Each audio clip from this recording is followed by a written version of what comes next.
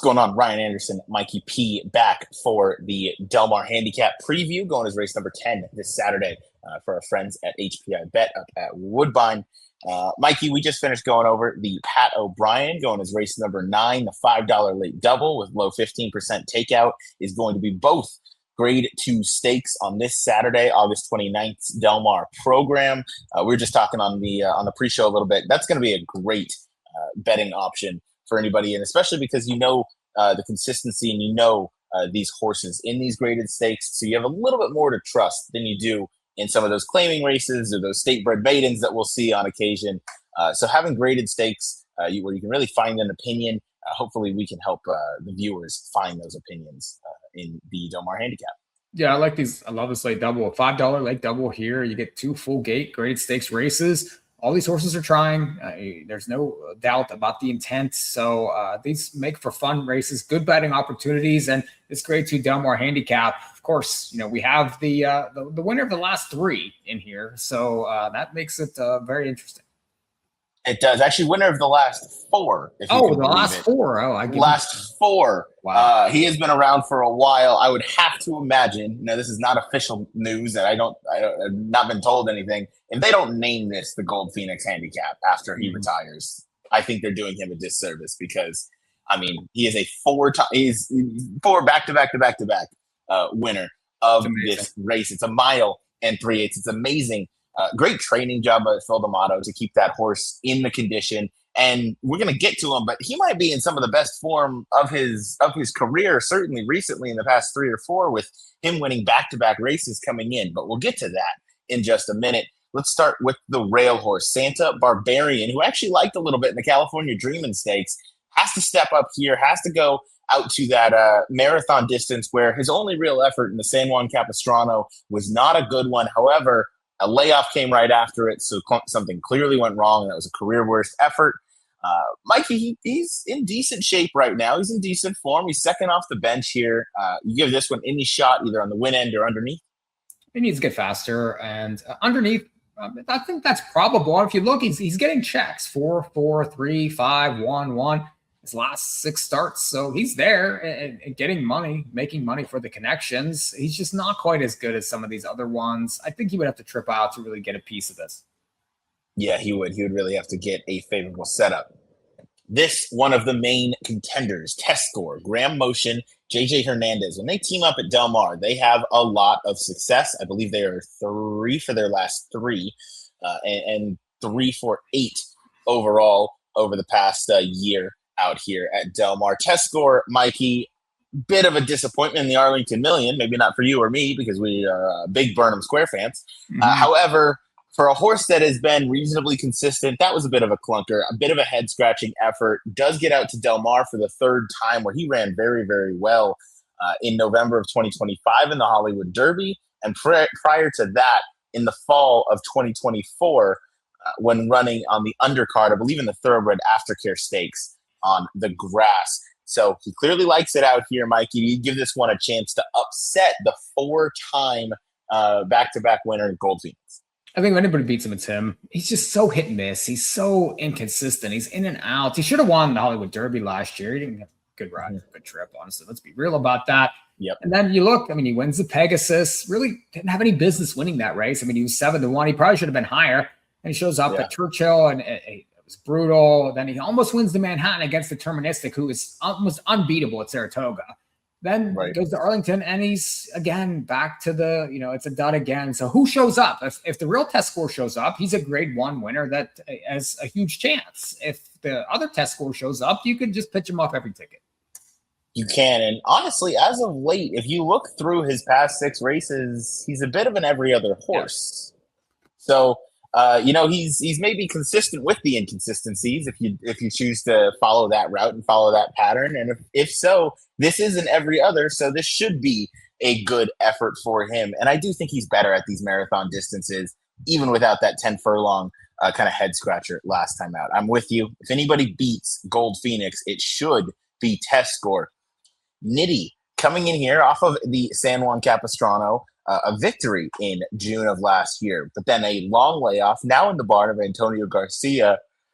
This is a lengthy layoff to contend with. Andy has to get a little bit faster. This 5-year-old gelding in a new barn, new surroundings. Victor Espinoza aboard, Mikey. He's really got to step up, but he does come in after winning back-to-back races before going to the bench. Yeah, and he's going to take money in here.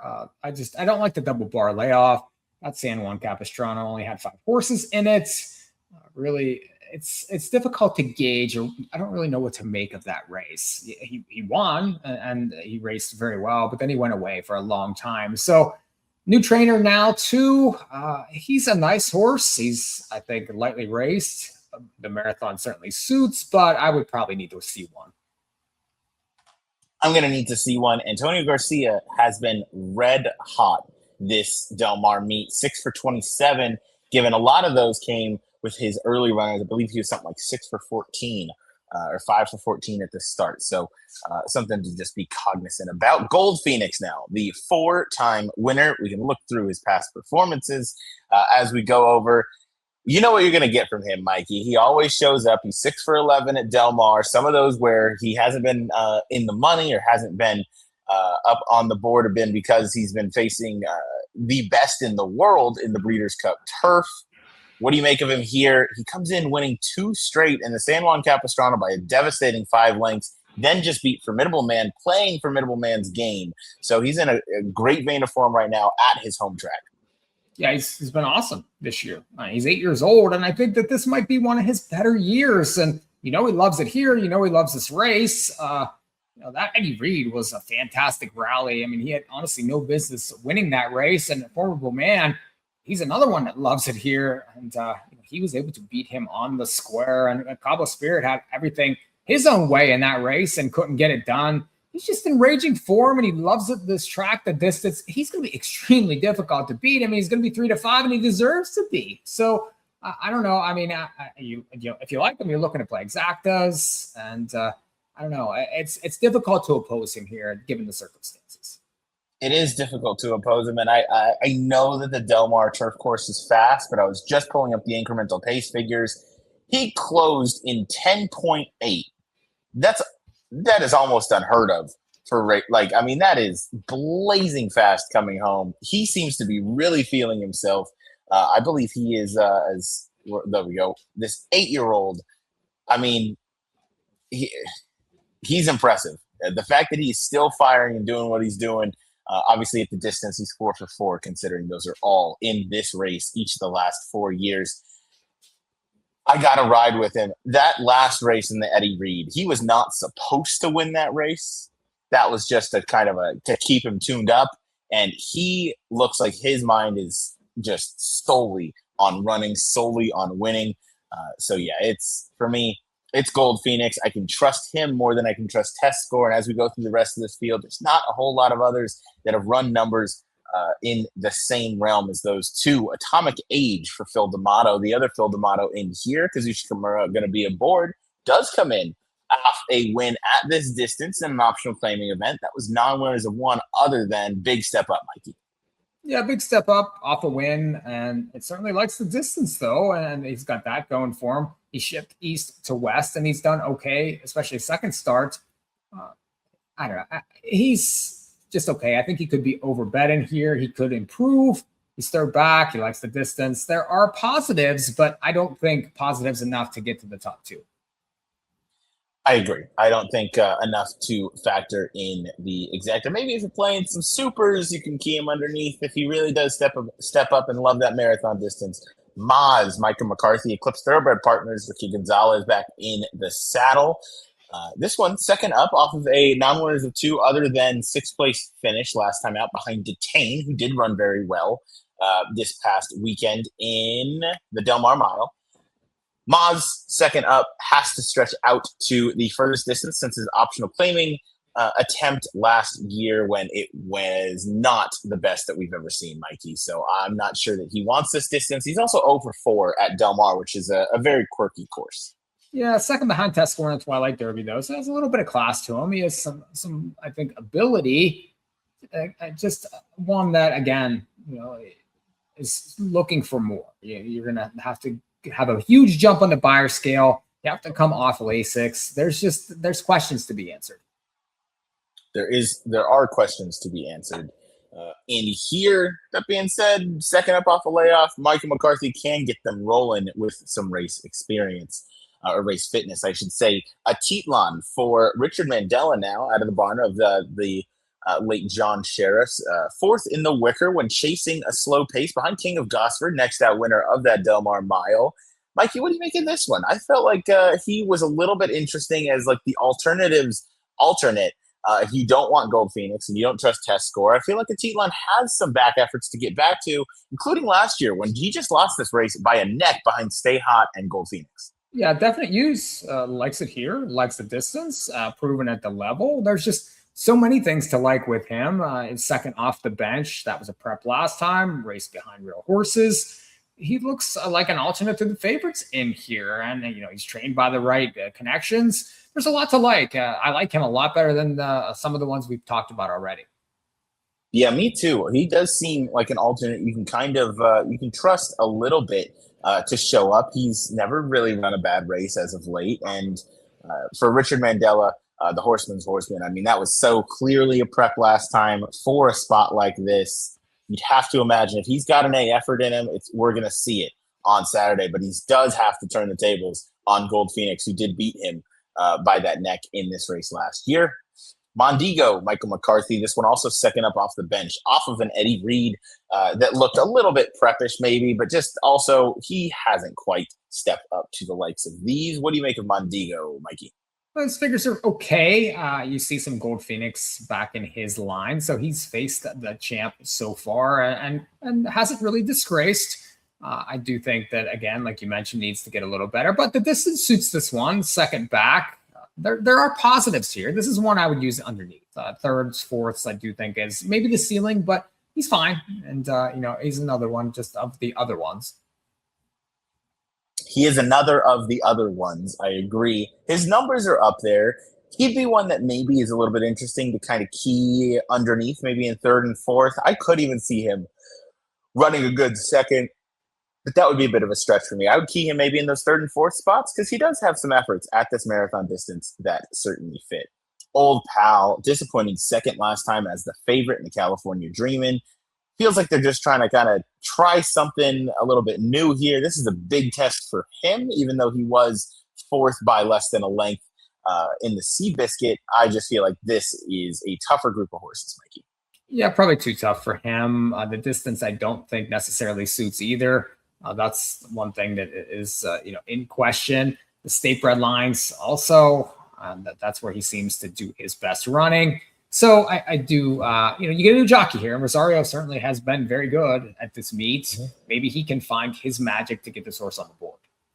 Yeah, Joel Rosario currently leading rider, and you would never know that by the way that we talk about him because he seems to still be a little bit untrustable. But he has found the winner's circle time and time again. So I applaud the effort of him, the Hall of Famers doing Hall of Famer things. Flashiest, Armando Ayuso, Leonard Powell. Leonard Powell, obviously a little bit ice cold at the meet, just 1 for 41. Mikey, the one thing I notice when I see this horse's run lines compared to all the others, this one has the ability to get forward. How far can he take them? I think pretty far, and he wants this distance. They tried that 2-mile Belmont Gold Cup. Those are better horses, Tawny Port, Navy Seal. Maybe not better than Gold Phoenix, but they're certainly useful marathon types. This guy is right there. He wants to fight for it too. I mean, Gold Phoenix really had to fight hard back in March to beat him.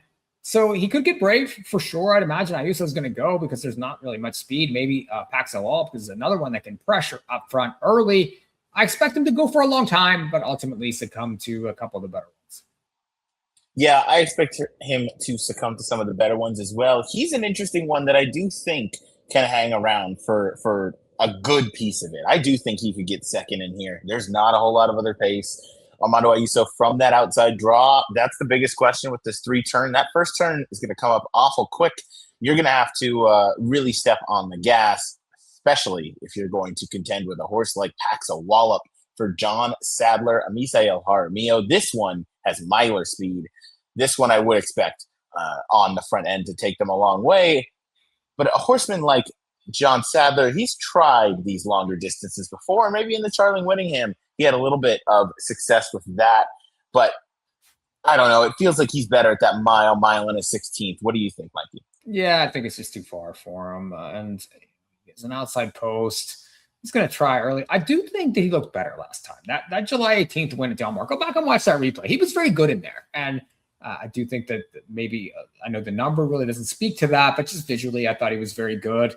The fact that they're in here, they are stepping up. They are trying this spot with him. They've tried longer with him before. I mean, if you look, that mile and a quarter race was decent. If that version shows up, and the fact that he did look so much better last time, he could deserve a long shot look, especially in multis. He could deserve a long shot look. Of course, you have to consider the fact that Joel Rosario hops off, decides to ride a couple to the inside, an old pal for Mark Glatt.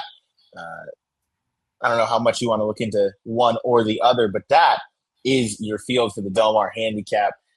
Mikey, you don't need to give an official pick, but who are you leaning towards taking in here? I'll watch. Excellent betting race. Yeah, I'll watch the Gold Phoenix coronation. I do think that he is in raging form, and I think easier to trust than Test Score. Test Score wouldn't surprise me. It's probably one of those two on the top end, but you can get very creative in exotics in this race. You can get very creative, and I'm with you. I'm on the Gold Phoenix parade or the bandwagon. I'm gonna watch. I do have the only slight concern that I have is he ran really big in that Eddie Reed. Not unusual for himself, but for an 8-year-old gelding going a mile and an eighth, a distance that he does not typically like or does not like from his body of work. He ran huge.